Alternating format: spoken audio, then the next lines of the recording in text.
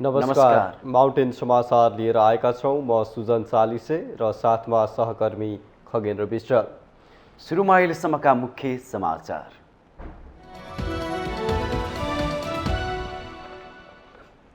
चीन विरुद्ध नेपाली भूमिमा कुनै पनि गतिविधि गर्न नदिने प्रधानमन्त्री देउबाको प्रतिबद्धता। चीनसँग भएको सम्झौताले दुई देशबीचको सम्बन्ध थप बलियो बन्ने विश्वास।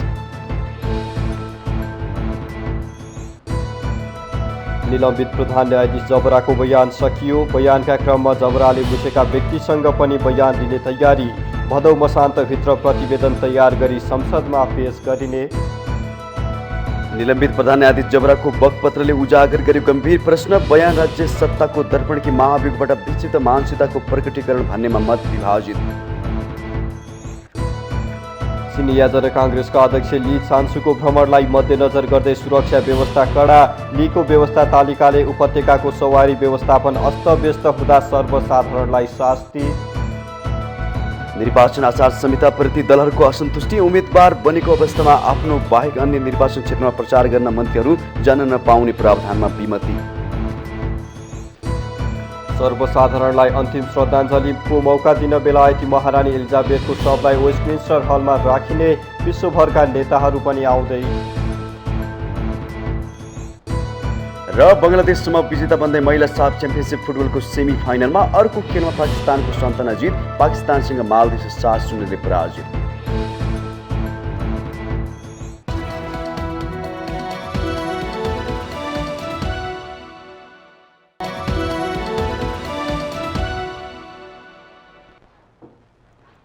अब समाचार विस्तारमा। प्रधानमन्त्री शेरबहादुर देउवाले चीन विरुद्ध नेपाली भूमिमा कुनै पनि गतिविधि गर्न नदिइने प्रतिबद्धता जनाउनु भएको छ। चीनको राष्ट्रिय जनकाङ्ग्रेस स्थायी समितिका अध्यक्ष ली छान्सुको नेतृत्वमा आएको चिनिया प्रतिनिधि मण्डलसँग मङ्गलबार सिंहदरबारमा गरेको भेटवार्ताका क्रममा प्रधानमन्त्री देउवाले नेपालको परराष्ट्र नीति पञ्चशीलको सिद्धान्तमा आधारित रहेको जानकारी दिँदै एक चीन नीतिप्रति प्रतिबद्धता जनाउनु भएको हो। उहाँले नेपालको आर्थिक सामाजिक क्षेत्रमा चीनले गर्दै आएको सहयोगको प्रशंसा समेत गर्नुभयो। सोमबार सभामुख अग्निप्रसाद सापकोटासँग भएको सम्झौताप्रति खुसी व्यक्त गर्दै प्रधानमन्त्री देउवाले उक्त सम्झौताले दुई देशबीचको सम्बन्ध थप बलियो बनाउने विश्वास व्यक्त गर्नुभयो। त्यसअघि ली र परराष्ट्र मन्त्री नारायण खड्का बीच भेटवार्ता भएको थियो। राजधानीको एक होटलमा भएको द्विपक्षीय भेटवार्तामा दुई मुलुक बीचका आपसी चासोको विषयमा छलफल भएको परराष्ट्र मन्त्रालयले जनाएको छ। मङ्गलबार नै लीले राष्ट्रिय सभाका अध्यक्ष गणेश प्रसाद तिमेल सिन्हा, पूर्व प्रधानमन्त्री द्वय केपी शर्मा ओली र पुष्पकमल दाहाल प्रचण्डलाई भेट्नु भएको थियो। सभामुख सापकोटाको निमन्त्रणामा 4 दिने नेपाल भ्रमणमा आएका लीले बुधबार बिहान भक्तपुर भ्रमण गर्ने कार्यक्रम रहेको छ। दिउँसो राष्ट्रपति विद्यादेवी भण्डारीसँग शीतल निवासमा शिष्टाचार भेट गर्ने तालिका रहेको छ। उहाँ बिहिबार स्वदेश फर्किनुहुनेछ। यसैबीच लीको व्यस्त भेटघाट तालिकाका कारण मङ्गलबार दिनभर उपत्यकाको ट्राफिक भने अस्तव्यस्त बनेको छ।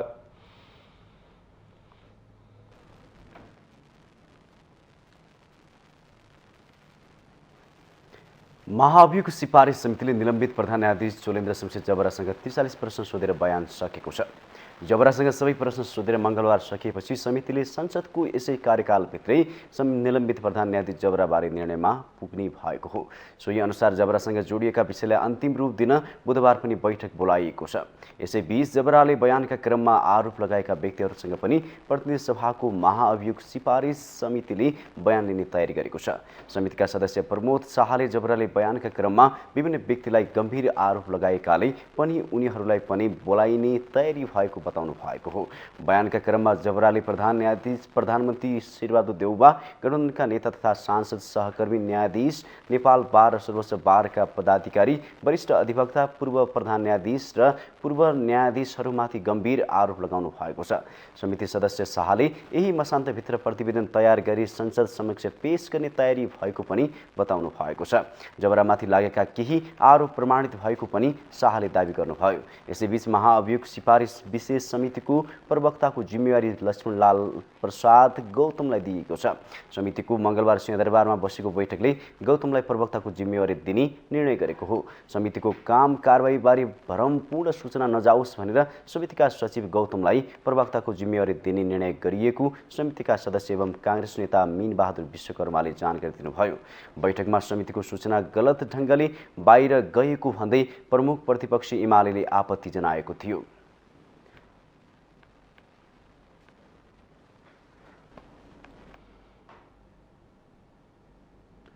निलम्बित प्रधान न्यायाधीश चोलेन्द्र शमशेर जबरा नेपालको संवैधानिक र संसदीय इतिहासमा महाअभियोग लागेर कठघरामा बकपत्र दिन उपस्थित हुने संवैधानिक नियोगका प्रमुखमध्ये पहिलो हुनुभयो। उहाँका अतिरिक्त यसअघि सर्वोच्च अदालतकै प्रधान न्यायाधीशहरूमा यी अभियोग लगाइए पनि संसदीय प्रक्रियासम्म पुगेको थिएन।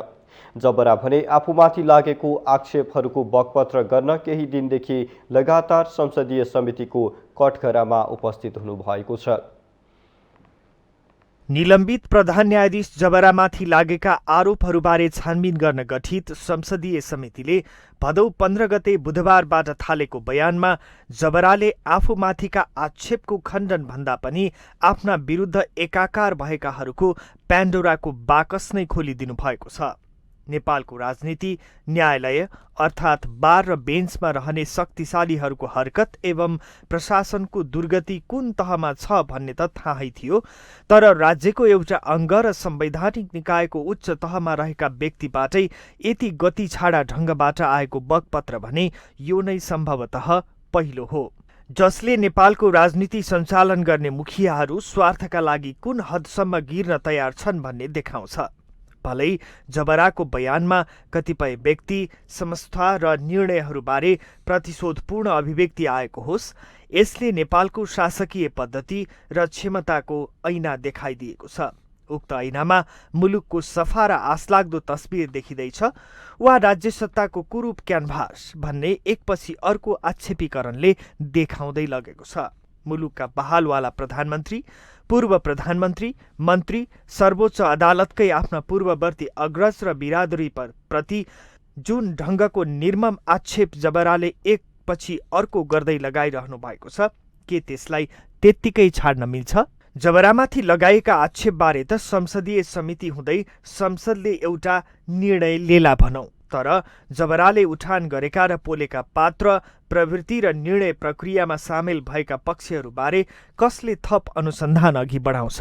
मुलुकको आजको दुर्गतिको मूल कारण वर्षौं वर्षदेखि पन्पिएको दण्डहीनताको कालो धब्बा हो, जसलाई न्याय र दण्डको तराजुमा राखेर तौलने काम कुनै शासन, शासक र निर्णय अधिकारीले गरेनन्, बरु सत्ता, शक्ति र सम्पत्तिको आडम्बरमा हरदम लुकाउने र दबाउने भइरह्यो। परिणामतः हजारौं हजार नागरिकको हत्या गर्नेहरू शासकको बिल्ला भिरेर बस्ने अनि पीडितहरू न्यायका लागि अरण्य रोदन गर्दै 10 दिशा नाच्नुपर्ने विडम्बनामा बाँचिरहेका छन्। उसो त संविधान, कानून र विधिका पक्षमा रहेका आम नागरिकदेखि विज्ञ समेत पनि जबराले ओकलेका एक विषय र पात्रहरूमाथि स्वतन्त्र र निष्पक्ष अनुसन्धान गरी निचोडमा पुग्नुपर्ने बताइरहेका छन्। के यो हिम्मत अहिलेको गठजोड सत्ताधारीसँग छ त? हुन त स्वयं जबराले आफ्नो बकपत्रमा दल विशेष र नेता विशेषको पक्षधरता देखाएकाले पनि कतिपयले उहाँले पदमा रहँदा लिएका निर्णयप्रति संशय प्रकट गरिरहेका छन्। खास गरी अघिल्लो सरकारका मुखिया केपी ओली र उनको सरकारले लिएका निर्णयहरूको बचाउमा जबराले निकै समय खर्चिनुले ओली र जबराको मिलीभगतमा संवैधानिक परिषदमा लिएका निर्णयहरूबारेको आरोप निराधार थियो भन्न सक्ने ठाउँ रहन्न। तर जुन भाषा र शैलीका साथ जबरा संसदीय समिति समक्ष प्रस्तुत भए, त्यसप्रति भने धेरैले जबराले पदीय आचरण र जिम्मेवारी बिर्सिएको टिप्पणी गरेका छन्। जबराबाट आफूसँगै बेन्चमा बसेका न्यायाधीश, नेपाल बारका पदाधिकारी, पूर्व प्रधान न्यायाधीशदेखि न्यायाधीशसम्मलाई एकपछि अर्को गर्दै डामिएको छ। यसलाई सामान्य अभियोगीले सरकारी वकिल समक्ष दिएको बकपत्रका रूपमा मात्रै बुझ्ने धृष्टता गर्नु मूर्खता हुनेछ। हो, जबराले लगाएका आरोपका लागि मात्रै पनि हुन सक्लान्। तर राज्यको मूल निकायमा रहेका मुखियाहरू र नीति निर्माण तहमा रहेर देश र जनताको भाग्य र भविष्यमा दूरगामी प्रभाव छाड्न सक्नेहरूका बारेमा दिइएका गम्भीर र कतिपय सन्दर्भमा आपत्तिजनक लाग्न सक्ने आक्षेपहरूको उचित र भरपर्दो छानबिन गरी एउटा टुङ्गोमा नपुर्याउने हो भने यो देशमाथि लाग्दै आएको सतीले सरापेको आरोपको निरन्तरताबाट मुक्त हुन सकिने छैन। माउन्टेन टेलिभिजन एचडीका लागि राजनीतिक ब्युरो। निलम्बित प्रधान न्यायाधीश चोलेन्द्र शमशेर जबराले संसदीय समितिमा दिएको बयानले न्यायालयभित्रको विकृति विसङ्गति छरपष्ट बनाएको छ। जबराले बयानको क्रममा उठाएका गहन विषयमा न बारको ध्यान खिचेको छ न त बेन्चको। मङ्गलबार 5औं पटक बयान दिइसकेका राणाले त्यस क्रममा नाम लिएका व्यक्तिहरूलाई पनि महाअभियोग सिफारिस समितिले बयानमा बोलाउने निर्णय गरेसँगै प्रकरण थप गिजोलिएको देखिन्छ। प्रतिनिधि सभाको कार्यकाल सकिए पनि विचारधीन नै रह्यो भने प्रधान न्यायाधीश चोलेन्द्र शमशेर जबरा विरुद्धको महाभियोग के हुन्छ भन्ने आम चासोको विषय बन्दै गएको छ। असोज 1 पछि प्रतिनिधि सभाको कार्यकाल सकिने भए पनि संसदीय समिति अहिलेसम्म बयानमै अलमल्ली रहेको छ। बयानका क्रममा राणाले न्यायालयभित्रको विकृति विसङ्गति छरपष्ट मात्रै पारेका छैनन्, न्याय प्रणालीमा राजनीतिक हस्तक्षेप कतिसम्म हुँदो रहेछ भन्ने छर्लङ्ग भएको छ। जबराले बयानका क्रममा आरोपित व्यक्तिहरूको प्रमाण सङ्कलन र सम्बन्धित पक्षसँग बुझ्ने भन्दै बुधबारका लागि बोलाइएको छ। तर सत्ता पक्षले भने प्रतिनिधि सभाको कार्यकाल सकिनु अगावै जबरामाथिको महाभियोग प्रस्ताव सदनबाट पारित गर्ने गृह कार्यमा लागेको छ। असोज 1 मा प्रतिनिधि सभाको कार्यकाल सकिने भएकाले यो प्रकरण त्यस अगावै टुङ्ग्याउन दलहरूमाथि दबाव छ। भोलि उहाँहरूलाई बोलाउने जसको नाम यसमा आएको छ र प्रधान न्यायाधीशले जसको नाम लिनु भएको छ उहाँलाई पनि बोलाएर के हो तपाईँको बारेमा यस्तो कुरा प्रधान न्यायाधीशबाट पनि आएको हो भने यसमा तपाईँको के छ भनाइ त्यो त सोध्नै पर्छ। त्यो यदि सोधेन भने त यो त मुद्दाको उनै भएन। यो कसैले कसैमाथि आरोप लाउने बित्तिकै उहाँको बयान नलिएसम्म त त्यो प्रष्ट हुँदैन। त्यसले गर्दा उहाँहरूको बयान लिने कुरा प्रष्ट छ। मङ्गलबारको बयानमा महाभियोग सिफारिस समितिले तयार पारेको 43 प्रश्नमा बयान लिएको थियो। असोज 1 पछि प्रतिनिधि सभाको कार्यकाल सकिने भए पनि समिति अहिलेसम्म बयानमै अलमल्ली रहेको छ। अरू प्रमाण सङ्कलन र सम्बन्धित पक्षसँग बुझ्ने प्रक्रिया नै बाँकी छ। तर जबराको महाभियोग 1 असोज अघि नै सक्न दलहरूमाथि दबाव छ। जबराको बयान दिने तरिका नै गलत भएको सत्ता पक्षको आरोप छ। जहाँसम्म प्रधान न्यायाधीशले बयान दिने क्रममा अलिक सीमाभन्दा बाहिर गएर अनावश्यक विषय र व्यक्तिहरूलाई पनि बयानका क्रममा समावेश गर्नुभएको छ। अब त्यो चाहिँ मैले भन्दा पनि बाहिर नागरिक समाजले कानुनविदहरूले पूर्व प्रधान न्यायाधीशहरूले समेत पनि उहाँ अलिक पदीय मर्यादाभन्दा बाहिर जानुभयो कि भन्ने टिप्पणी सुनेको छु। नेपालको संविधानको धारा 101 को उपधारा 2 मा महाभियोगको व्यवस्थामा टेकेर सत्तारूढ दल नेपाली कांग्रेस, नेकपा माओवादी केन्द्र र एकीकृत समाजवादी पार्टी प्रस्तावक रहेर जबरा विरुद्ध महाभियोग दर्ता भएको थियो। तर धारा 101 को प्रक्रिया अघि बढाउन दलहरू उदासीन देखिन्छन्। महाभियोग दर्तालाई छापामार शैलीमा भनेको नेकपा एमाले प्रस्ताव पारित नगराउने र अदालतमा राजनीति गर्ने उद्देश्यले लागेको दावी गरिरहँदा पर्ख र हेरको स्थितिमा रहेको देखिन्छ। बयानको निम्ति उठाइएका प्रश्नहरू छन्, त्यसको पूरक प्रश्नहरू पनि हामीले सोधेर लिइरहेछौँ। अहिले हाम्रो धारणा बनाउने कुरा होइन। बयान लिइसकेपछि सबै कुरा समाप्त भएपछि र उहाँसँग लिने कुरा त छँदैछ र यस सन्दर्भमा आएका अन्य पदाधिकारीहरू अथवा नेपाली नागरिक व्यक्ति सबैसँग हामीले बयान लिन्छौँ। महाभियोग सिफारिस समितिमा जबराले दिएको बयानमा मुलुकका शीर्षस्थ व्यक्तिहरू मुछिँदा त्यसले ठूलो झड्का दिएको छ। जबराले बयानका क्रममा अनेक नाम पोल्नु आफूलाई चोख्याउन हो या ती व्यक्तिहरू जबराले भने अनुसार नै यो सबै मामिलामा प्रत्यक्ष परोक्ष जोडिएका छन्। त्यसको पर्दा खुल्न केही दिन पर्खनु पर्ने देखिएको छ। माउन्टेन टेलिभिजन एचडी का लागि क्यामेरामा प्रदीप खलनका साथमा बटुक राजगिरीको रिपोर्ट। सर्वोच्च अदालतका लागि प्रस्तावित न्यायाधीशहरूको संसदीय सुनवाई प्रक्रियाको समय अवधिमा सांसदहरूबीच मत बाजिएको छ। संसदीय सुनवाई प्रक्रियाको समय अवधि घटाएर भए पनि सुनवाई प्रक्रिया टुङ्ग्याउने भन्ने बारेमा सांसदहरूबीचमै मत विभाजन भएको हो। मङ्गलबार सिंहदरबारमा बसेको समितिको बैठकमा समिति सभापति लक्ष्मणलाल खड्काले 10 दिनभित्र उजुरी आह्वान गर्ने समय घटाएर भए पनि सार्वजनिक महत्त्वका पदमा प्रस्तावित व्यक्तिहरूलाई नियुक्ति गर्ने प्रस्ताव गर्नुभएको थियो। तर सांसदहरूले सभापति खड्काको उक्त प्रस्तावमा फरक मत राखेका छन्। घटाउन किन मिल्दैन हैन? 45 दिएको अवधि पुरै घटाउन पनि मिल्छ भने दिएको अवधिमा अलिकति घटाउन किन मिल्दैन? घटाएर भए पनि गर्ने कि आफ्नो काम चाहिँ। त्यसरी बैठकलाई औपचारिक रूपमा हामीले बैठक मानिसकिसकेपछि अर्को बैठक त अझै हामी केही दिन बस्न सक्छौँ। अब मलाई अर्को लाग्यो, यो त सभापतिजी कानुनको विधेय हुनुभएको रे, नेताहरू पनि हुनुभएको हुनाले यो संसदको बैठक निरन्तर संसदले चाल्यो भने के हुन्छ? जनता निम्ति के सोच्छ? त्यसैले यस्तो चुनावको डिक्लेरेसन भएको बेलामा यो भावनालाई ख्याल गरिएन भने हामी भोलि एकाउन्टेबल भएर जवाब दिनुपर्छ। त्यसैले पर्सनली म चाहिँ यो घटाउनुपर्छ भन्ने मान्यता राख्दिनँ। क्लियरली यो नगर्नु, यसले हामीले अहिलेसम्म घटाएकै छैन। एकचोटि पनि हामीले यो काम हामीले चाहिँ निर्णय नगर्दाखेरि निर्णय नै चाहिँ गभर्मेन्टको निर्णय अथवा निर्णय संस्थागत निर्णय चाहिँ प्रभावित हुने भएदेखि हामी चाहिँ अलिकति लाग्नै पर्थ्यो होला। तर त्यसको लागि पनि चाहिँ नि बाटो खुल्ला छ। त्यसो भएर हामी चाहिँ हाम्रो समयावधि छैन भन्ने जान्दै अब यसमा प्रवेश गरेर चाहिँ नि हाम्रो काम देखाउने मात्रै कुरा हुन्छ। हामी जुन दिनसम्म बस्यौँ त्यो दिनसम्म हामीले काम गऱ्यौँ भन्ने कुरा त हुन्छ, तर परिणाममा जाने स्थिति बन्दैन। मलाई लाग्छ अहिलेको सन्दर्भमा कार्यविधिको बारेमा किन छुटायो भन्ने क्वेसन चाहिँ उठ्छ भन्ने लाग्दैन छ। किनभने कार्यावधिकै प्रश्नको चाहिँ यहाँ आकर्षित गर्ने विषय भए हुनाले चाहिँ अरू हामीलाई फुल टाइमको चाहिँ 45 दिनको चाहिँ टाइम भएको भएदेखि त चाहिँ 10 दिन किन घटायो भन्ने कुरा हुन सक्थ्यो चाहिँ।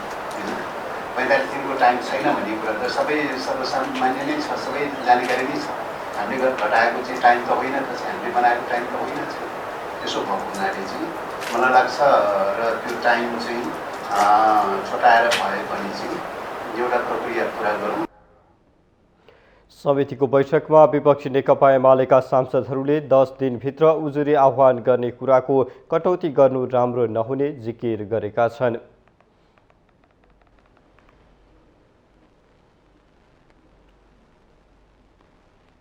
माउन्टेन समाचारमा पालो भएको छ ब्रेकको। ब्रेकपछि पुनः आउँछौँ।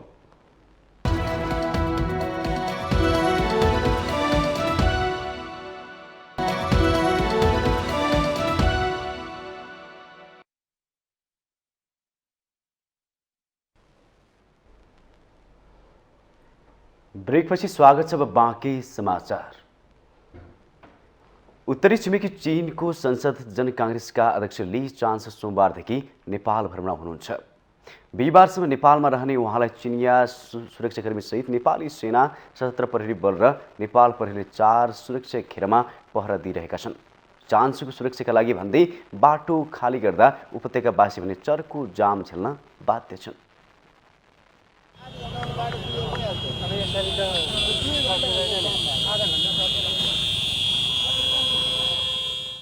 4 दिने भ्रमणका लागि नेपाल आउनुभएका चिनिया जनकाङ्ग्रेसका अध्यक्ष ली चान्सुको राजनैतिक भेटघाट जारी छ।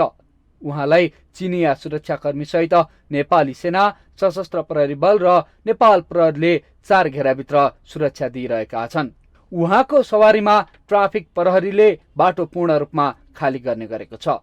चान्सुमाथि तिब्बती शरणार्थीको चुनौती हुन सक्ने भन्दै बाटो खाली गराइएको सुरक्षा निकायको भनाइ छ। यात्राका क्रममा अन्य सवारी साधनलाई लामो समय रोक्दा उपत्यकाका सडकमा दिनभर जसो जाम हुने गरेको छ।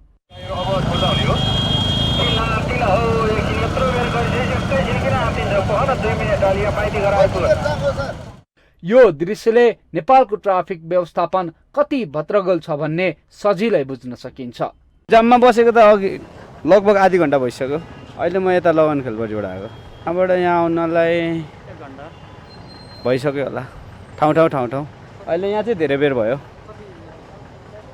लगभग यहाँ त 20 मिनट जस्तो भइसक्यो होला बसेको। यो एउटाको कारणले गर्दा सबैलाई यत्रो सामाजिक यत्रो सबै पब्लिकलाई दुःख दिनु भनेको यो सबैभन्दा एकदमै मूर्खता कुरा हो। यसरी जाममा पर्दाखेरि हाम्रो के काम हुन्छ, के समस्या हुन्छ, त्यसले गर्दाखेरि हाम्रो धेरै क्षति भइरहेको हुन्छ। हामी यत्रो घन्टौँ लाइनमा बस्दाखेरि हाम्रो एकदमै समय त त्यसै खेर गएको छ। हाम्रो अरू काम विशेषले हिँडेको मान्छे कोही हस्पिटल जानुहुन्छ, कोही के हुन्छ, यस्तो काममा चाहिँ हाम्रो एकदमै धेरैभन्दा धेरै टाइम वेस्टदेखि लिएर सबै कुरामा जनताहरू यो कुरामा कोही पनि खुसी छैनन्। यो कुरामा काठमाडौँ उपत्यकाको कुल सडकको लम्बाइ 2083 किलोमिटर छ। त्यही सडकमा दैनिक 9 लाखको हाराहारीमा सवारी साधन गुड्ने गर्छन्। होटल सोल्टीमा बस्नुभएका चान्सुले यात्रा गर्दा विशेष गरी कालीमाटी, टेकु, भटेवाहल, त्रिपुरेश्वर, थापाथली, कुपन्डोल, माइतीघर, नयाँ बानेश्वरदेखि तिनकुने सहितका सडकमा सवारी साधन अस्तव्यस्त बन्ने गरेका छन्। सडकमा लामो समय रोकिनु पर्दा सर्वसाधारणले भने निकै दुःख पाएका छन्। चान्सुलाई भिभिआइपीको सुरक्षा दिइएको छ। यस्तो सुरक्षा दिँदा बाटो खाली गर्नु परेको काठमाडौँ उपत्यका ट्राफिक प्रहरी कार्यालयले जनाएको छ। विश्वको जुनसुकै देशमा पनि भिभिआइपी को मुभमेन्ट हुँदाखेरि औपचारिक यो विभिन्न किसिमको मुभमेन्टहरू हुन्छ र औपचारिक सवारीको क्रममा सुरक्षा र सम्मानको लागि उहाँहरूलाई चाहिँ सवारी प्रोसेसनमा लैजानु पर्ने, ल्याउनु पर्ने हुन्छ। यसलाई चेन इफेक्ट भन्छ। कुनै एउटा चोकमा केही समय सवारी साधन रोक्यो भने त्यसको चेन इफेक्ट नेक्स्ट चोक हुँदै चेन इफेक्ट जान्छ र त्यो चेन इफेक्टले गर्दाखेरि पूर्व अवस्थामा सवारी साधन सुचारू हुनुको लागि केही समय लाग्छ। हुन त भिभिआइपीको सवारीमा धेरै देशमा बाटो खाली गर्ने चलन छ, तर त्यस बेला सो सडकमा गुड्ने सवारी साधनको व्यवस्थापन र जनतामा पर्न जाने असुविधालाई पनि ध्यान दिइन्छ। नेपालमा भने सुरक्षाका नाममा बाटो खाली गर्दा जनतामा पर्न जाने असुविधालाई ध्यान दिन नसक्दा यस्तो अवस्था सिर्जना भएको हो। माउन्टेन टेलिभिजन HD का लागि क्यामेरामा विवेक श्रेष्ठका साथ सन्दीप शर्माको रिपोर्ट। सरकारले करिब 1 दर्जन निर्णय र नियुक्ति गरेको छ। सोमबार बसेको मन्त्री परिषदको बैठकले मन्त्रीहरूको विदेश भ्रमण र सहुलियत ऋण लिने स्वीकृत गरेको हो। मंगलबार मन्त्री परिषदका निर्णय सार्वजनिक गर्दै संचार मन्त्री ज्ञानेन्द्र बहादुर कार्कीले विश्व बैंकबाट 35 अर्ब रुपैयाँ सहुलियतपूर्ण ऋण लिने निर्णय भएको जानकारी दिनुभयो। सो रकम यातायात तथा व्यापार आबद्धता अभिवृद्धि कार्यक्रमका लागि खर्च हुने बताइएको छ। त्यसैगरी महिला संरक्षण तथा उत्थान प्रणाली परियोजनाका लागि एसियाली विकास बैंकबाट प्राप्त हुने 12 मिलियन अमेरिकी डलर सहायता स्वीकार गर्ने निर्णय पनि सरकारले गरेको छ। चीनका राष्ट्रिय जनकांग्रेसका स्थायी समिति अध्यक्ष चान्सुको नेपाल भ्रमणको अवसरमा वार्ता गर्न प्रतिनिधि मण्डल गठन गर्ने अमेरिकाको वाशिंगटन डीसीमा आयोजना हुने विश्व बैंक समूह र अन्तर्राष्ट्रिय मुद्रा कोषको वार्षिक बैठकमा भाग लिन अर्थमन्त्री नेतृत्वको प्रतिनिधि मण्डल र स्विडेनको स्टकहोममा आयोजना हुने कार्यक्रममा कानुन न्याय तथा संसदीय मामिला मन्त्रीको भ्रमण स्वीकृति गर्ने निर्णय पनि मन्त्री परिषदले गरेको छ। राष्ट्रिय सतर्कता केन्द्रको प्रहरी कर्मचारीतर्फ प्रहरी नायब महानिरीक्षकमा हुतराज थापालाई बढुवा गरिएको छ। महालेखा परीक्षक टङ्कमणि शर्मा दङ्गाल नेतृत्वको टोलीलाई अन्तर्राष्ट्रिय सर्वोच्च लेखा परीक्षण संस्थानहरूको संगठनको 24औं महाधिवेशनमा सहभागिता जनाउन स्वीकृति दिने निर्णय पनि गरेको छ। मध्य प्रदेशमा चिडियाखाना बनाउन अनुमति दिनुका साथै विभिन्न मन्त्रालयमा अस्थायी दरबन्दी पनि स्वीकृत गरिएको छ।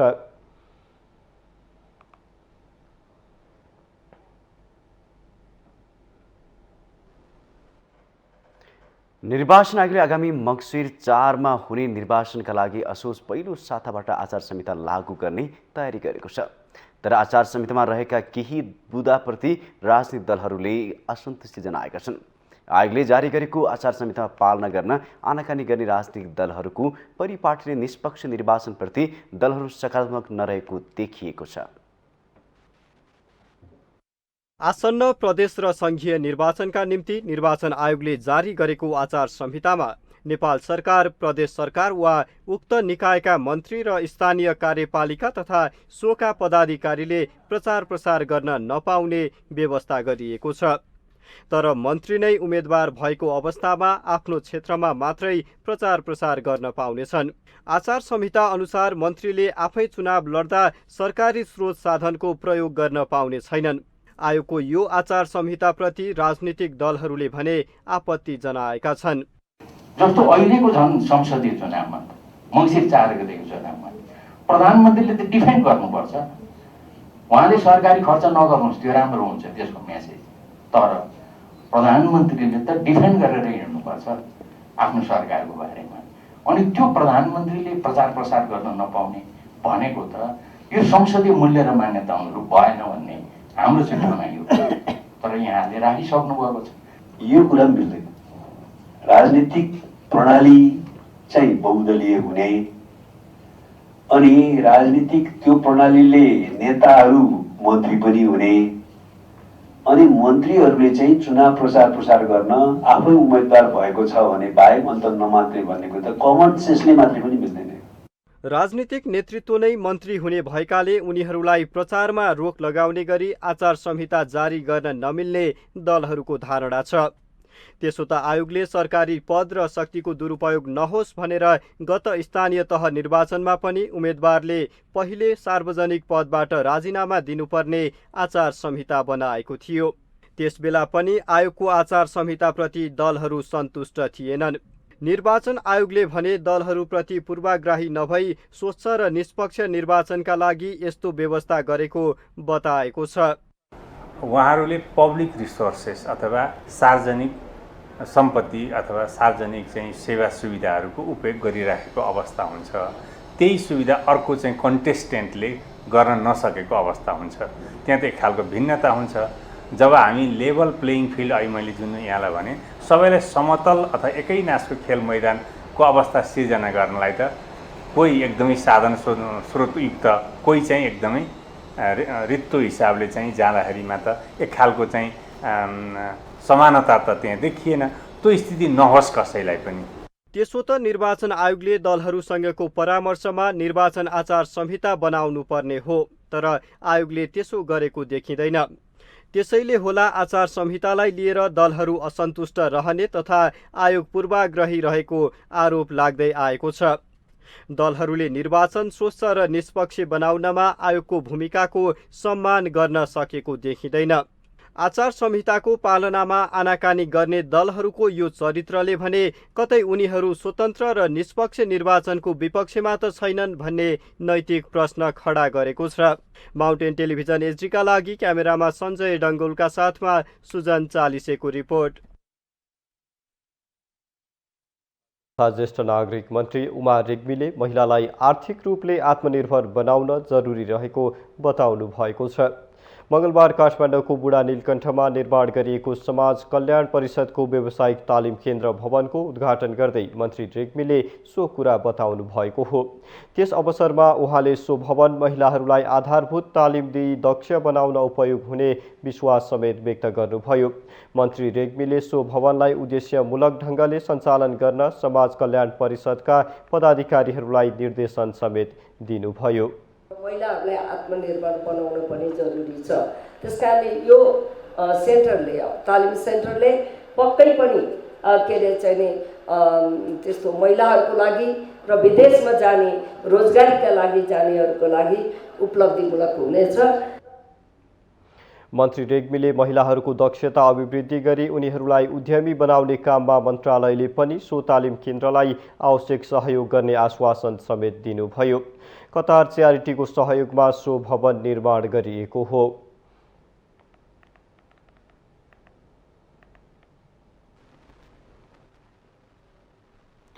महावीर पुन नेतृत्वको राष्ट्रिय आविष्कार केन्द्रलाई 1 करोड रुपैयाँ धनराशिको भवन कीर्ति रत्न पुरस्कार प्रदान गरिएको छ। मंगलबार गैर आवासीय नेपाली संघ र बीबी फाउन्डेसनको संयुक्त पहलमा काठमाडौँमा एक कार्यक्रम आयोजना गरी पुन नेतृत्वको राष्ट्रिय आविष्कार केन्द्रलाई 1 करोड रुपैयाँको भवन कीर्ति रत्न पुरस्कार प्रदान गरिएको हो। पुरस्कार ग्रहण गर्दै राष्ट्रिय आविष्कार केन्द्रका अध्यक्ष पुनले केन्द्रलाई माथिल्लो स्तरमा पुर्याउन आवश्यक रहेको बताउनुभयो। उहाँले एउटा मात्र आविष्कार केन्द्रहरू नभई धेरैभन्दा धेरै आविष्कार केन्द्र खोल्नुपर्ने बताउनुभयो। आविष्कार केन्द्रहरू खोलेर देशको अर्थतन्त्र सुधार्न सके कसैले पनि हेप्न नसक्ने उहाँको भनाइ थियो। अध्यक्ष पुनले देशमा नयाँ प्रविधिको विकास भई नेपालीहरू रोजगारीको लागि बाध्य भएर विदेश जानु नपर्ने जिकिर गर्नुभयो। अनि यसलाई चाहिँ माथिल्लो स्तरमा पुर्याउनु पर्यो र फेरि एउटा मात्र खोलेर हुँदैन, धेरै इनोभेसन सेन्टरहरू खोल्नुपर्छ अनि मात्र देशको इकोनोमी बढ्छ अनि देशमा शान्ति आउँछ। देशलाई कसैले हेप्दैन, हेप्न पनि सक्दैन। अनि नेपालीहरू विदेशमा रोजगारीको लागि बाध्य भएर जानु पर्दैन। शिक्षा विज्ञान तथा प्रविधि मन्त्री देवेन्द्र पौडेलले Nepal academy of science and टेक्नोलोजीले अनुसन्धानको विषयमा चासो नदिएको आरोप लगाउनुभयो। नास्टमा रहेका व्यक्तिहरू अनुसन्धानभन्दा बाहिरी कुरामा चासो देखाउने गरेको उहाँको भनाइ थियो। सुरुवात भएको दिनलाई मानेर विज्ञान दिवस पनि मनाउँदैछौँ। मैले यहाँहरूलाई किन स्मरण गराउन खोजेको भने हामी यो आविष्कार केन्द्रको प्रसङ्ग विज्ञान र प्रविधिसँग जोडिएको छ र नास्ट भन्ने हामी कहाँ एउटा राज्यले स्थापना गरेको संस्था छ। दिनहुँ त्यसको छलफल म पनि हुने गर्छु। खासै गरी कसैलाई चासो छैन। ओशो तपोवन नेपालका संस्थापक स्वामी आनन्द अरुणले नेपाल प्रत्येक वर्ष गरिब बन्दै गएको बताउनुभयो। विकासप्रति चिन्तनशील हुन जरुरी रहेको उहाँको भनाइ थियो। सुविधा दिने हाम्रो अहिले परिवेश छैन। हामी कहाँ उद्योगहरू फस्टाइरहेको छैन। म भन्दाखेरि अलिक तितो लाग्ला त हामी विकास गरिरहेका छैनौँ। नेपाल हामी चाहिँ ब्याकगियरमा छौँ। तपाईँले रिलेटिभली हेर्नुहोस् भने संसारको दृष्टिकोणमा हामी प्रत्येक वर्ष गरिब भइरहेका छौँ। बिबी फाउन्डेसनका अध्यक्ष एवं गैर आवासीय नेपाली सङ्घका पूर्वाध्यक्ष भवन भट्टले 10औं सम्मेलनका अवसरमा उक्त पुरस्कारको घोषणा गर्नुभएको हो। भवन कीर्ति रत्न पुरस्कार हरेक 2 वर्षमा प्रदान गर्ने बताइएको छ।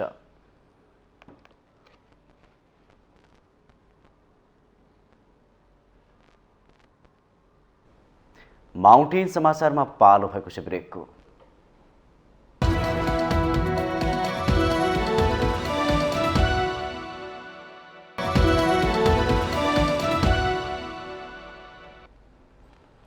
छोटो ब्रेकपछि पुनः स्वागत छ। अब बाँकी समाचार। काठमाडौँ महानगरपालिकाले महानगरभित्र सञ्चालनमा रहेका सहकारी संस्थालाई विवरण बुझाउन सूचना जारी गरेको छ। महानगरले 15 दिनभित्र आफ्नो विवरणसहित महानगरमा उपस्थित हुन सूचना जारी गरेको हो। साधारण सभा नगरेका सहकारीलाई 15 दिनभित्र साधारण सभा गरी प्रतिवेदन काठमाडौँ महानगरमा पेश गर्न भनिएको छ। प्रतिवेदनमा सदस्य सङ्ख्या, सेयर पुँजी, बचत सङ्कलन, ऋण लगानी, स्थिर सम्पत्ति, जम्मा सम्पत्ति दायित्व, प्रत्यक्ष रोजगारी, सम्पत्ति शुद्धिकरण सम्बन्धी प्रतिवेदन पेश गरे नगरेको उल्लेख गरी महानगरमा बुझाउन सूचना जारी गरेको हो। काठमाडौँ महानगरले सहकारी संस्थामा सदस्य बनाएर मात्र कारोबार गर्ने र सबै सदस्यलाई साधारण सभामा उपस्थितिको लागि अनुरोध गर्न सूचनामा उल्लेख गरेको छ। लेखा परीक्षण प्रतिवेदन सञ्चालक समिति तथा लेखा समितिको प्रतिवेदन साधारण सभामा छलफल गरेर मात्रै पास गर्न महानगरले भनेको छ।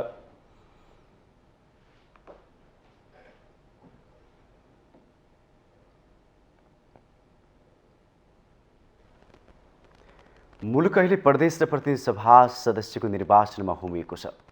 निर्वाचन आयोगले मतपत्र छाप्न सुरु गरिसकेको छ भने विभिन्न राजनीतिक दलहरूले आफ्ना उम्मेदवार छनौट गर्न थालिसकेका छन्। देशको नीति निर्माण गर्ने थलोमा पुग्ने व्यक्तिहरू सबल, सक्षम र अनुभवी हुनुपर्ने हो। तर जसरी दलहरूले आँखा चिम्म गरेर कुनै पनि पृष्ठभूमि नहेरी उम्मेदवारी सिफारिस गरेका छन्, त्यसले लोकतन्त्रकै धज्जी उडाएको छ। सबैको चासो आसन्न निर्वाचनमा भइरहेका बेला धेरैले निर्वाचनमा आफ्नो उम्मेदवारी प्रस्तुत गरिरहेका छन्। अनेक चरित्र र पात्रहरूले उम्मेदवारी घोषणा गरिरहेको र दलहरूले पनि विवादित व्यक्तिहरूलाई उम्मेदवार सिफारिस गरिरहेको देख्दा लाग्छ देशमा निर्वाचनका नाउँमा एउटा अराजक जमातले विधि निर्माण गर्ने ठाउँमा पहुँच बनाउन खोज्दैछ। जसले धेरै पैसा बगाउन सक्छ उसैले दलीय टिकट पाउने प्रवृत्ति हेर्दा उम्मेद्वार बन्न निर्वाचन आयोगले तय गरेको मापदण्ड कतै निसासिएको महसुस हुन्छ। यो जग हँसाईप्रति कानूनविदको तर्क यस्तो छ। डेमोक्रेसीमाथि धेरै प्रश्न उठाउने, डेमोक्रेसीलाई अपव्याख्या गरेर खेल्ने तबकाहरू र डेमोक्रेसीका विरुद्धमा अभियान र योजनाहरू चाहिँ सङ्गठित रूपमा अगाडि आउन थालेका छन्। त्यसैले मल्टिपार्टी सिस्टममा पार्टीलाई विश्वास गर्ने कुरा, पार्टीले चाहिँ उम्मेदवार दिने एउटा कुरा हो। तर के छ भने मल्टिपार्टी सिस्टमलाई नै भत्काउने गरी र तपाईँको डेमोक्रेसीलाई नै भत्काउने गरी हामी भित्रै पार्टीहरूले नै त्यो खालको संरचना र त्यो खालको योजना आउँदाखेरि अब यो दुर्भाग्यतिर चाहिँ गइरहेको स्थिति। आम निर्वाचनमा उम्मेद्वारी घोषणा गरेका कैयौं त गत स्थानीय निर्वाचनका पराजित उम्मेद्वार पनि हुन्। स्थानीय तहमै जनताले नपत्याएकाहरूले अब प्रदेश र संघ तोकेर के अभिष्ट पूरा गर्न खोजेका हुन् भन्ने नै अस्पष्ट रहेको छ। विश्लेषक राजेन्द्र चापागाई अहिले राजनीतिमा हाम फाल्नु र नेताको प्यारो बनेर उम्मेद्वार बन्नुमा पैसाको खेल रहेको दाबी गर्नुहुन्छ। टिकट दिने क्रममा चाहिँ व्यक्तिको योग्यता, क्षमता, दक्षता, लगनशीलता, इमान्दारिता आदि कुरालाई मनन गरिनुपर्ने हो र मापदण्डमा राख्नुपर्ने हो। तर अहिले पछिल्लो चरणमा के देखिएको छ भन्दाखेरि सांसद बन्नका लागि कुनै योग्यता नै नचाहिने भयो। योग्यता चाहिए, दुईटा योग्यता अनिवार्य चाहिए। त्यो भनेको चाहिँ मनी चाहियो, मसल चाहियो। मनी र मसल छ र मोटर बाइकको जुलुस निकाल्न सक्छ भनेदेखि त्यो चाहिँ व्यक्ति चाहिँ उम्मेदवार बन्नको लागि सक्षम हुने भयो र योग्य मानिने भयो। स्थानीय निर्वाचनमा स्वतन्त्र उम्मेद्वार प्रतिको लहर देखेर राजनीतिमा आउन चाहने युवा जमात पनि ठूलै देखिएको छ। तर बिना कुनै भिजन र मिसन राजनीतिमा आउनेहरूबाट राज्य सत्ता र शक्तिको दुरुपयोग हुन सक्ने अर्को पाटो छ। देशको नियम कानून निर्माण गर्ने थलोमा अन्धाधुन्ध भइरहेको उम्मेद्वारी घोषणाले अबको नेपाली राजनीतिको दिशा कसरी निर्देशित हुन्छ भन्ने प्रश्न पेचिलो बनेको छ। माउन्टेन टेलिभिजन एचडीका लागि क्यामेरामा केशव श्रेष्ठका साथमा बिन्दु अधिकारीको रिपोर्ट। नेवा बौद्ध समुदायले मनाउने अन्न धन रत्न प्रज्ञा र श्री समृद्धिको रूपमा रहेकी वसुन्धरा देवीको व्रत सम्पन्न भएको छ। हरेक वर्ष भाद्र कृष्ण पक्ष तृतीया तिथिमा वसुन्धरा देवीको व्रत बस्ने परम्परा छ। उपत्यका लगायत देशभर वज्रयान तथा महायान बौद्ध समुदायले तृतीयामा वसुन्धरा देवीको व्रत बसी चतुर्थीमा आफ्ना क्षेत्रमा रहेका वसुन्धरा देवीहरूको परिक्रमा तथा पूजा गर्ने चलन छ। हिरण्य वर्ण महाविहारका बेताजु चक्रराज वज्राचार्य वसुन्धराको पूजा अर्चना गर्नाले धनधान्यले परिपूर्ण हुने तथा सन्तान सुख र आरोग्य बढ्ने बताउनुहुन्छ। उहाँले चाहिँ बुद्ध जन्मिए भने हामी चाहिँ बुद्धको पनि आमा बुद्ध जन्मिए वैष्णव व्रत चाहिँ उहाँ चाहिँ हामीले चाहिँ वरदान दिएर हामीलाई चाहिँ सुखी बनाएर चाहिँ जानुभएको चाहिँ यो चाहिँ पूजा हो।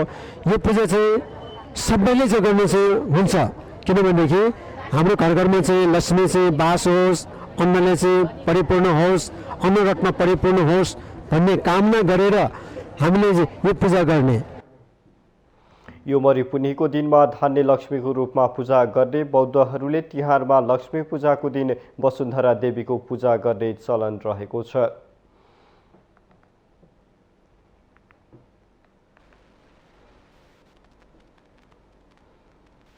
हामीसँग आर्थिक अन्तर्राष्ट्रिय र खेल समाचार बाँकी नै छन्, त्यसअघि छोटो ब्रेक।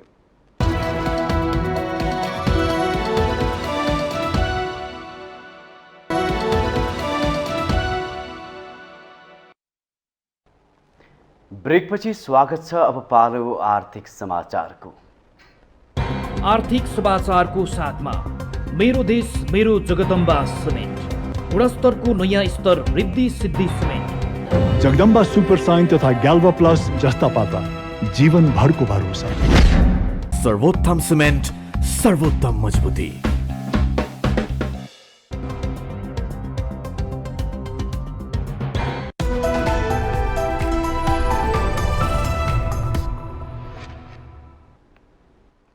नेपाल परम्परागत कला र संस्कृतिमा मात्र नभई मौलिक हस्तकला उत्पादनमा पनि अग्रणी छ। खास गरी धातुकला, काष्ठकला, पेपर क्राफ्ट लगायतका नेपाली उत्पादन विश्वमा निकै लोकप्रिय छन्। नेपाली उत्पादन अमेरिका, युरोप, जापान तथा क्यानाडा लगायत मुलुकमा लोकप्रिय मानिन्छन्। ती मुलुकबाट नेपाल आउने पर्यटकको रोजाइमा पनि हस्तकला सामग्री पर्ने गरेका छन्। 2072 को महाभूकम्प र कोरोना महामारीले नेपाली हस्तकला व्यापारलाई ध्वस्त बनाएको छ। हस्तकलाको नगरी ललितपुर अहिले सुनसान बनेको छ।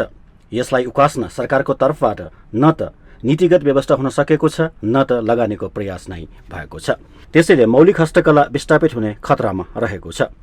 विगत 40 वर्षदेखि हस्तकला व्यवसायमा आबद्ध पुष्परत्न शाक्य कोरोना महामारीपछि व्यापार चौपट भएको बताउनुहुन्छ।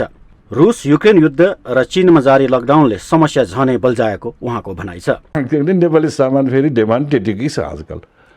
अब एसियामा त हजुरको अब यो सामानको बारेमा थाइल्यान्डको त्यति डिमान्ड छ, Malaysia, Singapore, Vietnam, China, Japan, Korea हरेक ठाउँमा यो हाम्रो हस्तकला सम्बन्धी धेरै नै डिमान्ड छ। तर त्यसले सप्लाई गर्न सकिएन, सबलाई दिनै सकिएन हामीले। भनेको त्यो चाहिँ एउटा प्रमुख कारण रोग नै यो रोगले नै, तर सरकारले पनि हस्तकला महासङ्घले पनि अलिकति गर्नै पर्यो। जसरी रोग एउटा नियन्त्रण भयो भने टुरिस्टहरू त आउँछ।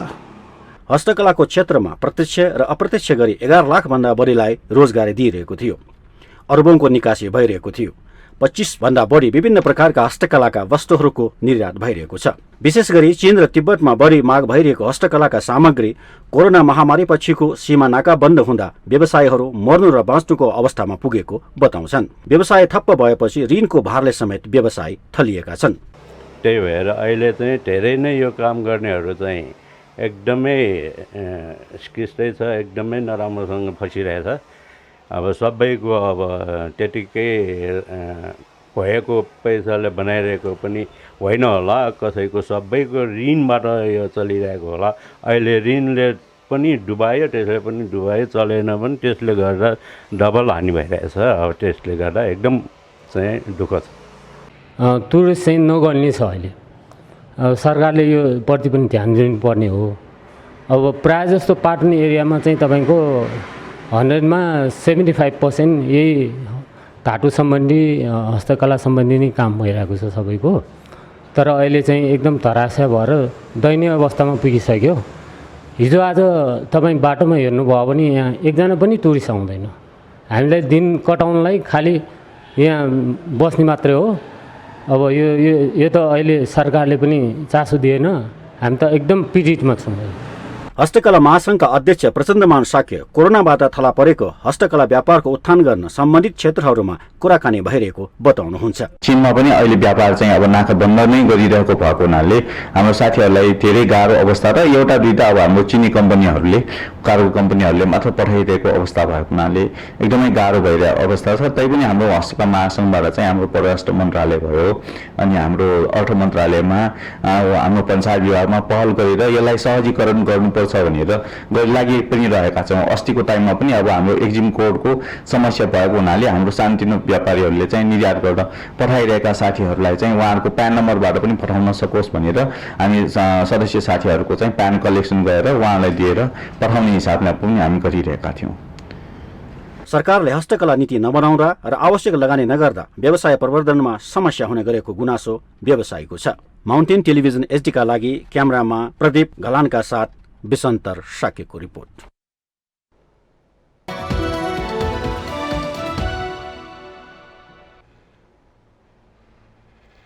ब्रेकपछि स्वागत छ। योसँग हामी माउन्टेन समाचारको अन्त्यमा आइपुगेका छौँ।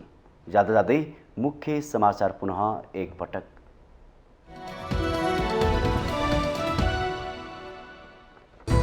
चीन विरुद्ध नेपाली भूमिमा कुनै गतिविधि गर्न नदिने प्रधानमन्त्री देउबाको प्रतिबद्धता। चीनसँग भएको सम्झौताले दुई देश बीचको सम्बन्ध थप बलियो भन्ने विश्वास।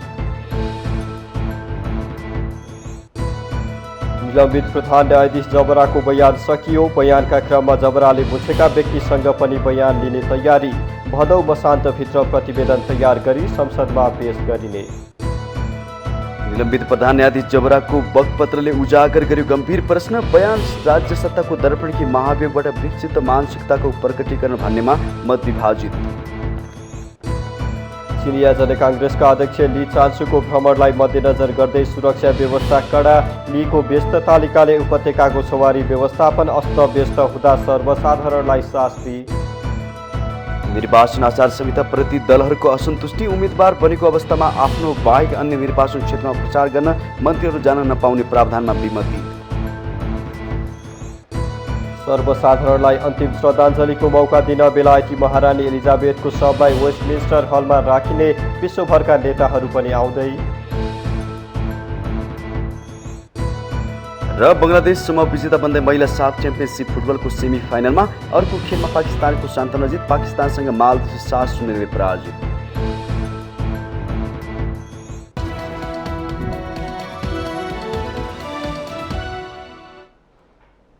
माउन्टेन समाचार अहिलेलाई सकियो। सत्य, तथ्य र निष्पक्ष समाचारका लागि माउन्टेन टेलिभिजन हेर्दै रहनुहोला। नमस्कार।